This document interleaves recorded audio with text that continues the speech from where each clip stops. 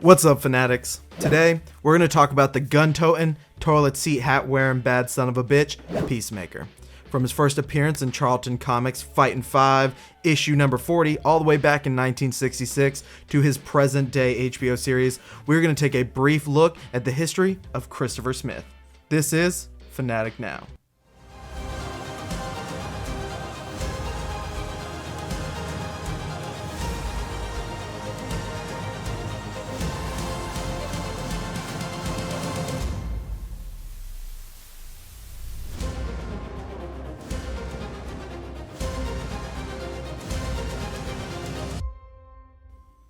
Alright, kicking it off with his original Charlton Comics run, Christopher Smith started out as a pacifist diplomat who is so committed to peace that he dons his superhero costume to help with the cause, counter to what we see in his DCEU adaptation.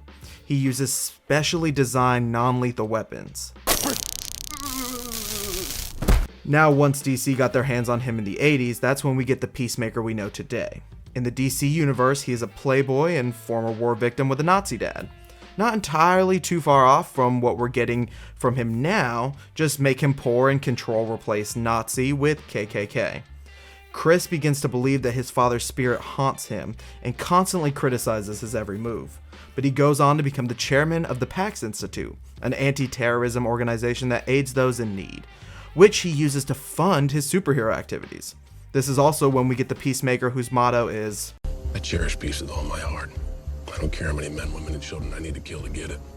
After becoming a quite deadly vigilante who would pretty much kill even at the slightest of notice, he begins to believe that he's being haunted by the ghost of those he has killed or who have been killed in his general vicinity. And they're all being collected inside of his helmet, allowing them to, offer advice and commentary.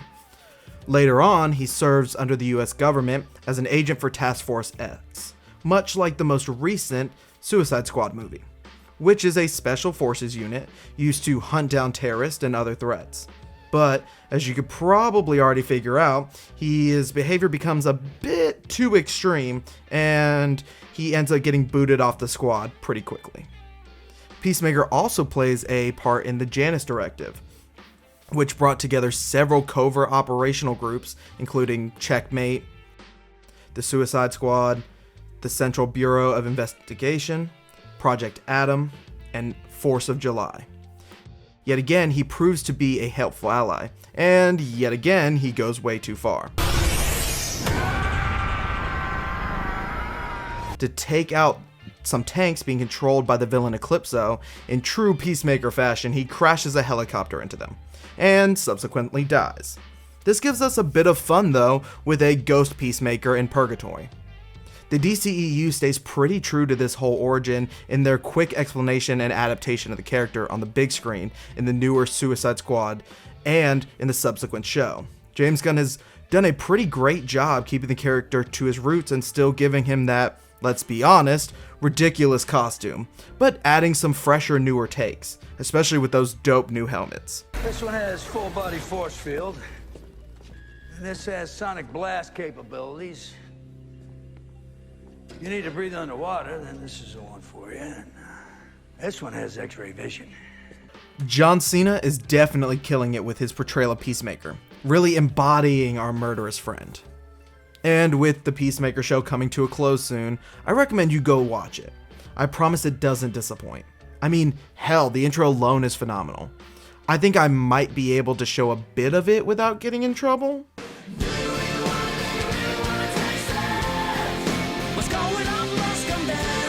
I didn't know John Cena dancing to Wigwam's Do You Want to Taste It was something I so desperately needed. So yeah, please go check it out. It's an absolute delight. Finally, with a new crowd of people being familiar with Peacemaker, he's got a new origin comic put out by DC Black Label. Follow a newer take on Peacemaker's past as he sits on a bench Forrest Gump style.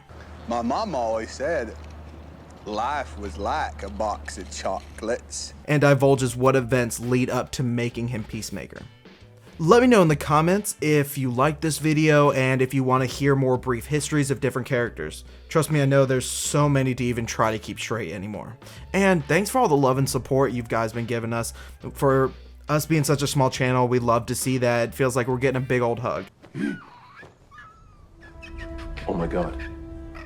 He's hugging me. He's hugging me. This is fucking amazing. Now don't forget to obliterate that like button, subscribe, and ring that bell to get notified whenever a new video comes out. Later, fanatics.